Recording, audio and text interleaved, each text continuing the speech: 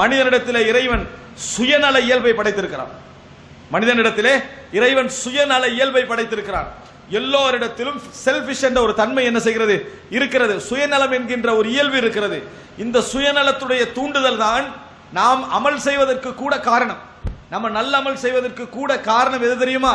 சுயநலத்துடைய தூண்டுதல். நாம் சொர்க்கம் போக வேண்டும், நாம் நரகத்தை விட்டு தப்ப வேண்டும், நான் என்கின்ற எனக்குள்ள நன்மை என்கின்ற சிந்தனையால் தான் நாம் தூண்டப்படுகிறோம். அப்படிப்பட்ட இயல்பு படைத்த மனிதனால் கூட தனக்கு எது நலவு எது கெடுதி என்பதை முழுமையாக தீர்மானித்துக் கொள்ள முடியவில்லை. எல்லாம் இருக்குது, தனக்கு எது தேவை என்பதை தேடுகின்ற அளவில் செல்ஃபிஷாக அவன் படைக்கப்பட்டிருக்கிறான். அப்படி இருந்து கூட அவனால் என்ன செய்ய முடியவில்லை? எது எனக்கு நலவு என்பதை அவனால் தெரிந்து கொள்ள முடியவில்லை. எல்லா விஷயத்தையும் சொல்லல, 4 விஷயத்தை அவன் சரி காணலாம், 10 விஷயம் அவனுக்கு தெரிந்தவைகளாக இருக்கலாம். ஆனால் நிறைய விஷயங்கள் 90-70% விஷயம் 70-80-90% விஷயங்கள் அவனால் என்ன செய்ய முடியாது. இதுதான் எனக்கு நலவு என்று முழுமையாக தன் வாழ்க்கையில் கருதிவிட முடியாது. அதே போல தீமைகள் கெடுதிகள் தனக்கு வரக்கூடாது என்று நினைப்பதில் மனிதன் மிகவும் செல்ஃபிஷானவன். அவனால் கூட என்ன செய்ய முடியாது, இதான் எனக்கு வாழ்க்கையில் எனக்கு இது பாதிக்கும் என்பதை முழுமையாக தீர்மானித்து விட முடியாது.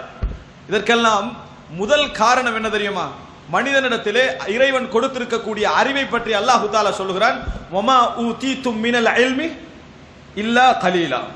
உங்களுக்கு கொடுக்கப்பட்டிருக்கக்கூடிய அறிவெல்லாம் கொஞ்சம் தான், உங்களுக்கு கொடுக்கப்பட்டிருக்கக்கூடிய அறிவெல்லாம் கொஞ்சம் தான் என்று அல்லாஹ் தஆலா சொல்லுகிறான். ஆனா மனிதனை பொறுத்த வரைக்கும் ஒப்பிட்டு பார்த்து நான் அதிகம் என்று நினைக்கலாம்.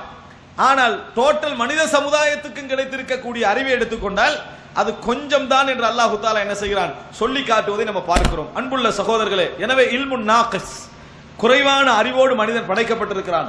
அதுல உச்சகட்டத்தை அடைந்தால் தான் பூர்ணமான அறிவாளி போல மனிதன் நினைக்கிறான். தான் பூர்ணமான ஒரு அறிவாளி போல என்ன செய்கிறான் மனிதன் நினைக்கிறான். அன்புள்ள சகோதரர்களே, எனவே குறை அறிவோடு படைக்கப்பட்டிருக்கக்கூடிய மனிதன் பல இடங்களில் தனக்கு நலவுகளையும் கெடுதிகளையும் முழுமையாக அவனால் தீர்மானித்துக் கொள்ள முடியாது. மறுமையுடைய நலவுகள் எங்களுக்கு குர்ஆனும் சுன்னாவும் நேரடியாக வழிகாட்டுகிறது. இதை பின்பற்றி உனக்கு சொர்க்கம், இதை பின்பற்றி இதை நீ தவிர்த்து விடு, இது உனக்கு நரகம். அதுல நம்ம யோசிக்க வேண்டிய அவசியமே கிடையாது. காரணம் என்ன? வஹி, அது அல்லாஹ்வுடைய செய்தி, அல்லாஹ் தஆலா சொல்லக்கூடிய செய்தி. இது எனக்கு இதை செய்தால் நான் சொர்க்கம், நான் அதை வாசிப்பதும் அதை தெரிந்து கொள்வதும் எனக்கு உள்ளது நான் செயல்படுத்துவதற்கு.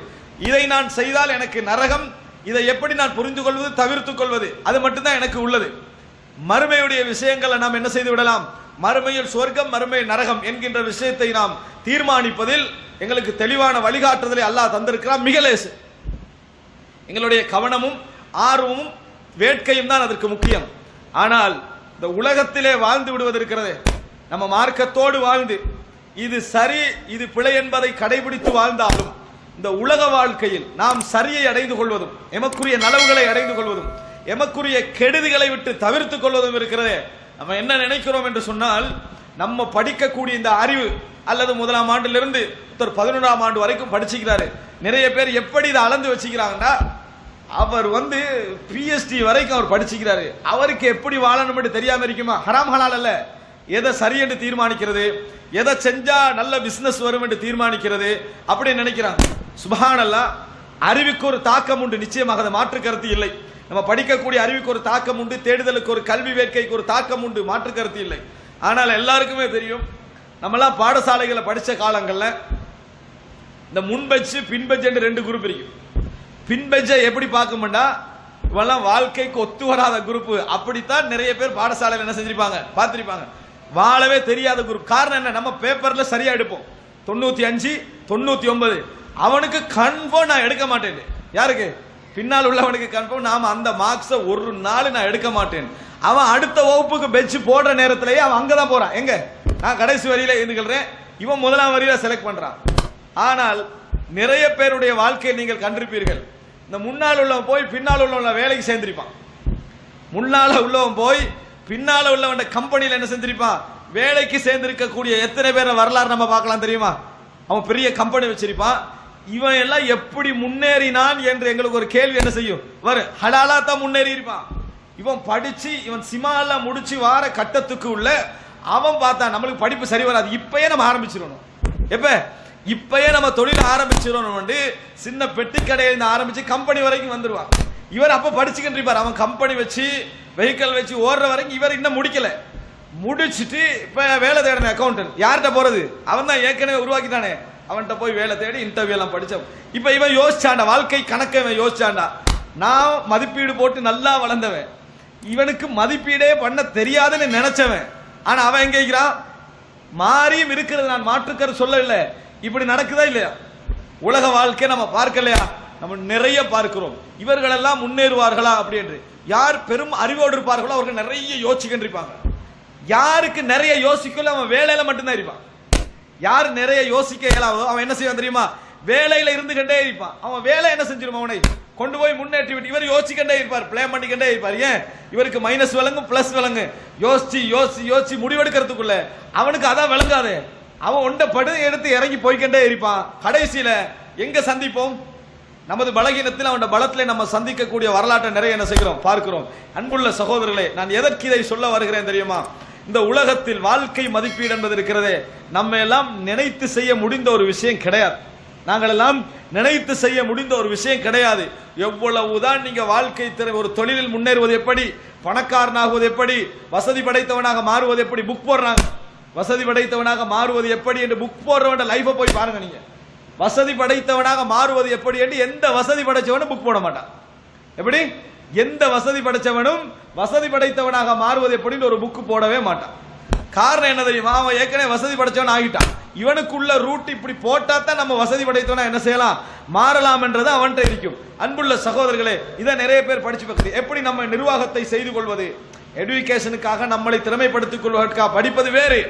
ஆனால் இதிலே நமது முன்னேற்றங்களை தேடக்கூடிய எத்தனையோ பேரை நம்ம என்ன செய்ய பார்க்கிறோம். அன்புள்ள சகோதரர்களே, ஆனால் நீங்கள் பார்க்கலாம், இதற்கெல்லாம் முதல் காரணம் என்ன தெரியுமா? இல்மிலே உள்ள என்ன குறைபாடு. அல்லாஹு தஆலா மனிதனை குறை அறிவோடு படைத்திருக்கிறான். அல்லாஹு தஆலா குர்ஆனிலே எப்படி அதை சொல்லி காட்டுகிறார் என்று சொன்னால், சுப்ஹானல்லாஹ், சூரத்துர் ரூம் 7வது வசனத்திலே அல்லாஹ் இல்மை சொல்லுகிறார். இந்த உலகத்திலே குஃபார்களுடைய அறிவை அல்லாஹு தஆலா சொல்லி காட்டுகிறான், காபிர்களுடைய அறிவை சொல்லி காட்டுறான்.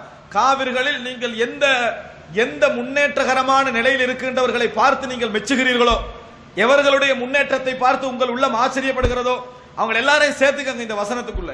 அல்லாஹ் தஆலா சொல்லுகிறான், يَعْلَمُونَ ظَاهِرًا مِنَ الْحَيَاةِ الدُّنْيَا وَهُمْ عَنِ الْآخِرَةِ هُمْ غَافِلُونَ. يَعْلَمُونَ ظَاهِرًا مِنَ الْحَيَاةِ الدُّنْيا. இந்த உலக வாழ்க்கையின் வெளிரங்கமான வாழ்க்கையை அவர்கள் அறிந்து வைத்திருக்கிறார்கள். அல்லாஹ் தஆலா சொல்றான், இந்த உலக வாழ்க்கையின் வெளிரங்கமான பகுதியை அவர்கள் அறிந்து வைத்திருக்கிறார்கள். யாரெல்லாம் மறுமை நாளை புறக்கணித்தவர்களாக, இறைவனை நிராகரித்தவர்களாக, இந்த உலக வாழ்க்கை மட்டும்தான் என்று வாழ்கிறார்களோ, يَعْلَمُونَ ظَاهِرًا مِنَ الْحَيَاةِ الدُّنْيا, இந்த உலக வாழ்க்கையின் வெளிப்படையான பகுதியை, வெளிரங்கமான பகுதியை அவர்கள் அறிந்து வைத்திருக்கிறார்கள். அல்லாஹ் அவர்கள்ட்ட இல்ம் இல்லைன்னு மறுக்கல, இல்ம் இருக்குது. எதை பற்றி? இந்த உலக வாழ்க்கையுடைய அபிவிருத்தி, இந்த உலக வாழ்க்கையுடைய சடங்கு என்ன, எப்படி முன்னேறுவது, அதனுடைய சிஸ்டங்கள் என்ன என்பதை பற்றி அவர்கள் அறிந்து வைத்திருக்கிறார்கள். அதாவது வஹும் அனில் ஆகிரத்தி ஹும் காஃபிலூன், மறுமை நாளை பொறுத்த வரைக்கும் அவர்கள் அறிவற்ற பராமுகமானவர்களாக இருந்து கொண்டிருக்கிறார்கள் இப்படின்னு அல்லாஹ் தஆலா சொல்லுகிறார். எனவே அன்புள்ள சகோதரர்களே, இந்த உலக வாழ்க்கையுடைய விஷயங்களில் வெளிரங்கமான வாழ்க்கை யாரெல்லாம் அறிந்து வைத்திருக்கிறார்களோ அவர்களால் சில பொழுதுகளில் இன்னொருவர் பார்க்கிற நேரத்தில் சந்தோஷப்பட வாழ முடியும். எப்படி? வெளிரங்கமான உலகத்துடைய வாழ்க்கை யார் அறிந்து வைத்திருக்கிறார்களோ அவர்களால் பல பொழுதுகளில் பார்க்கின்றவர்கள் இவர்கள் சந்தோஷமாக இருக்கிறார்கள் என்று நினைக்கின்ற அளவில் அவர்களால் வாழ முடியும். ஆனால் அவர்களால் ஒரு நாளும் மகிழ்ச்சியாக வாழ முடியாது. அவர்களால் ஒரு நாளும் மகிழ்ச்சியாக வாழ முடியாது. ஆனா பார்க்கின்றவர்கள் அப்படி வாழ்க்கை, இது மாதிரி ஒரு வாழ்க்கை நம்ம வாழணும் என்று நினைக்கின்ற அளவில் அவர்களால் வாழ முடியும். ஏன்னா அவர்கள் இந்த உலக வாழ்க்கையுடைய வெளிரங்கமான வாழ்க்கையை அறிந்து வைத்திருக்கிறார்கள். ஆனால் ஒரு காலமும் உண்மையில் அவர்களுக்கு சந்தோஷமான ஒரு வாழ்க்கை என்ன செய்ய முடியாது, வாழ முடியாது. அப்படி என்றால் நாம் எப்படி சந்தோஷமான வாழ்க்கை வாழ முயற்சி எடுப்பது நினைத்து பாருங்கள். அன்புள்ள சகோதரர்களே, வெளிரங்கமான சந்தோஷம் என்று நான் சொல்வது எதற்கு தெரியுமா? நீங்கள் பார்க்கலாம், இந்த காதி கோர்ட்டுக்கு போய் நீங்க அமர்ந்தீங்கன்னு சொன்னால் அங்க நிறைய என்ன செய்யும், வழக்குகள் வரும். மனைவியை பத்தி, கணவனை பத்தி, அதை பத்தி வழக்கு வரும். நம்ம நிறைய என்ன நினைச்சிட்டு தெரியுமா? பாத்தீங்களா, அநியாயமா இந்த குடும்பத்துல மானம் போகுது, அநியாயமா இந்த குடும்பத்துல கௌரவம் போகுது அப்படின்னு நினைக்கிறோம். அதற்காக வேண்டி இந்த வழக்குக்கு வராத எல்லாரும் நல்லா வாழ்றாங்கன்னு அர்த்தமா? இல்ல. இந்த வழக்குக்கு வராத எல்லாரும் நல்லா வாழ்றாங்கன்னு அர்த்தம் இல்லை. ரெண்டு காரணமா வராமிக்கிறாங்க. ஒன்று, அவன் நல்லா வாழ்றான், உண்மையிலேயே நல்லா வாழ்றான், உண்மையிலே சந்தோஷமா வாழ்றான், அதனால வரல. இன்னொன்று, நம்மளுக்கு வெளிரங்க வாழ்க்கையில மானம் போகக்கூடாது. வீட்டுல அநியாயம் நடந்தாலும் சரி, வீட்டுல ஒழுக்கக்கேடே வந்தாலும் சரி, நம்ம ரெண்டு பேரும் பிரிஞ்சவண்டு செய்தி வெளியே போய் நான் அவமானப்பட ரெடி இல்லை அப்படி என்கின்றவர்களுடைய வாழ்க்கையும் வழக்குக்கு என்ன செய்யாது, வராது. எனவே இரண்டு பேரும் சந்தோஷமா இருக்கிறாங்கன்னு அர்த்தம் இல்ல, வெளிரங்கமா இரண்டு பேரும் சந்தோஷம். உலகத்துல வெளிரங்கமாக பாத்தீங்கன்னு சொன்னால் இரண்டு பேரும் சந்தோஷமா வாழ்றாங்க. ஆனா உண்மையிலே ஒத்தந்தான் என்ன செய்யறான், சந்தோஷமாக வாழ்கிறான். இன்னொருவனை பொறுத்த வரைக்கும் வெளிரங்க சந்தோஷத்தோடும் உள்ளுக்குள்ள பெரிய போராட்டத்தோடு என்ன செய்யறான், வாழுகிறான் என்பதை நாம் என்ன செய்கிறோம், பார்க்கிறோம். எனவே அன்புள்ள சகோதரர், யஅலமூன ஸாஹிரம் மினல் ஹயாத்தித் துன்யா, வாழ்க்கையுடைய வெளிரங்கமான வாழ்க்கையின் அறிவை அவர்கள் பெற்றிருக்கிறார்கள். அன்புள்ள சகோதரர்களே, இப்ப நான் உங்களுக்கு சொன்ன அமைப்பில என்ன நீங்க புரிஞ்சுக்கணும்னு சொன்னால், மனிதனை பொறுத்த வரைக்கும் மதிப்பீடுகளில் தவறிவிடக்கூடியவனாகத்தான் படைக்கப்பட்டிருக்கிறான். முதல் காரணம் இல்முன் நாகிஸ், குறைவான அறிவு. வமா ஊதீதும் மினல் இல்மி இல்லா கலீலா, உங்களுக்கு குறைவான அறிவை தவிர உங்களுக்கு குறைவாகவே அறிவு கொடுக்கப்பட்டிருக்கிறது. மேலும் மக்களை நன்மையின் பக்கம் அழைப்பவர்களாகவும் நல்லதை கொண்டு மக்களை ஏவுபவர்களாகவும் தீயதிலிருந்து மக்களை விலக்குபவர்களாகவும் உங்களிலிருந்து ஒரு கூட்டத்தார் இருக்கட்டும். இன்னும் அவர்களே வெற்றி பெற்றோர் ஆவர்.